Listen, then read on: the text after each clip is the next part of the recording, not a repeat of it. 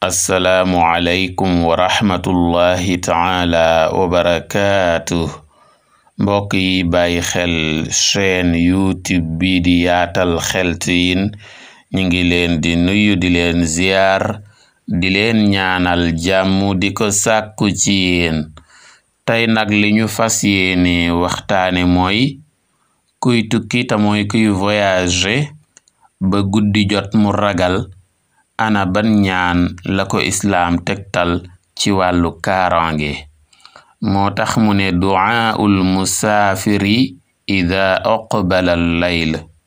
waaw kii tukki ba guddi jot moo xam da ko fekk ci yoon wi wala mu tolloog dëkk bu miinut, dëkk bu mu wóoluwul, dëkk bu mu ñemewut, wala sax mu nekk ca dëkk ba mu jëm waaye ragal daal dikkal na ko ci guddi gi mu bëgg yàlla sàmm ko aar ko.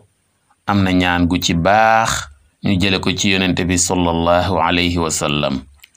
moo tax mu ne an abdillahi ibni amrin ibni al-aas radiyallahu anhu qaal kaana annabiyu sallallahu alayhi wa sallam ida saafara fa aqbala al-laylu qaal yaa ardu rabbi wa rabbukillah أعوذ بالله من شرك وشر ما فيك وشر ما خلق فيك وشر ما يدب عليك أعوذ بالله من أسد وأسود ومن الحية والعقرب ومن ساكن البلد wa min walidin wa ma walad rawahu abu daawud.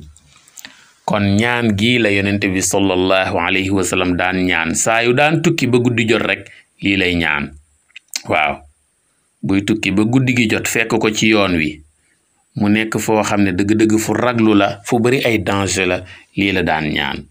baadi mooy lii comme ni ma ko waxe woon léegi, yaa ardu rabbi wa rabbukillahu أعوذ بالله من شرك وشر ما فيك وشر ما خلق فيك وشر ما يدب عليك أعوذ بالله من أسد وأسود ومن الحية والعقرب ومن ساكن البلد ومن والد وما ولد rawahu abu daawud. kon abu daawud moo ko solo. fu la guddi mën a fekk nga ñaan ko, dara du la mënal dara ci kàttanu yàlla subhaanahu wa taala. mbokk yi di taxawandi fii di leen ñaax ngeen abonné wu ci chaîne youtube bi di yaatal xeltu yin, di bàyyi xel waxtaan yi, di commenter, di aimé ndax fi la njëriñ yi di gën yaatoo. jàngeen jëf, wassalaam.